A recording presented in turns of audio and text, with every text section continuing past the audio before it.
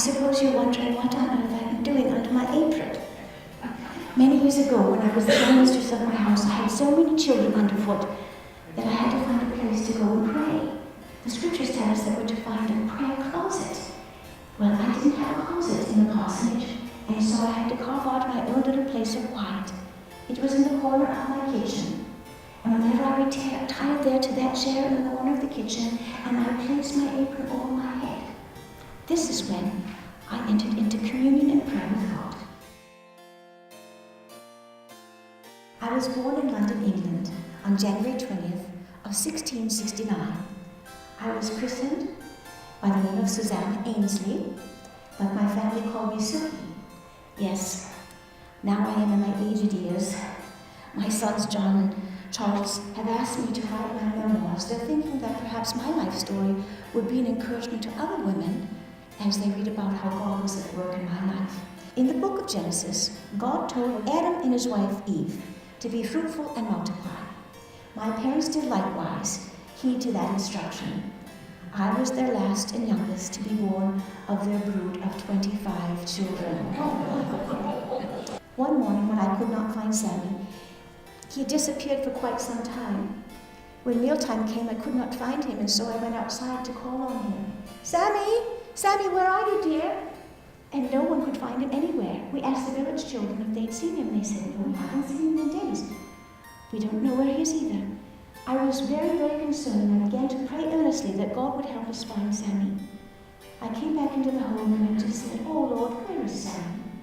And just then, I heard this sweet, gentle, clear little voice that said, here I am, Mother. And I saw the linen on the dining room table jiggle just a bit.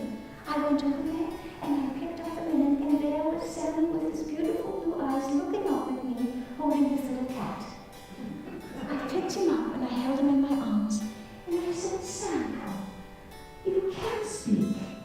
And from then on, and for the rest of his days, he spoke with perfect English as any child would of his age. Yes, our home was that 3-story, 7-room rectory. Imagine that it caught fire twice. The first time the damage was very minimal and everything was repairable, but the second time was much worse. It must have started in the chimney. It broke fire out in the middle of the night, about 2 in the morning. We were all abed, not perceiving that it was happening whatsoever, till the roof above Hetty's bed caved in on her bed. She awakened immediately and came running downstairs to her father. Samuel opened up the door, and there was all the fire outside the door. He panicked and he started to yell in all the children's names. I told the young nursemaid that was living with us to gather the children from the nursery on the 3rd floor, and all of us had to jump through the flames just to get through the hallway. The nurse grabbed the little one, but she thought that John would follow her behind, but he didn't. So when we all got outside and saw the house burning in flames, I thought to myself, John is not here. He's still in the house. And just then I could hear his screams from the 3rd floor, calling out for Mother and Father.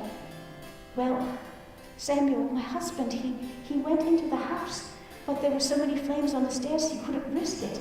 And so we came outside, and together we looked at the consumed house of flames, and we just lay down on the ground, and we commended John's soul to the Lord's protection.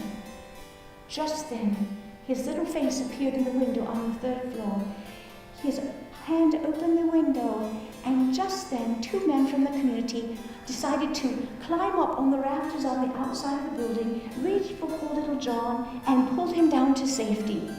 It was just a moment later when the entire roof of the 3rd floor collapsed onto the 2nd floor, and the 2nd floor collapsed on the 3rd. The east wall fell in, the north wall fell in, and the entire house was engulfed in flames.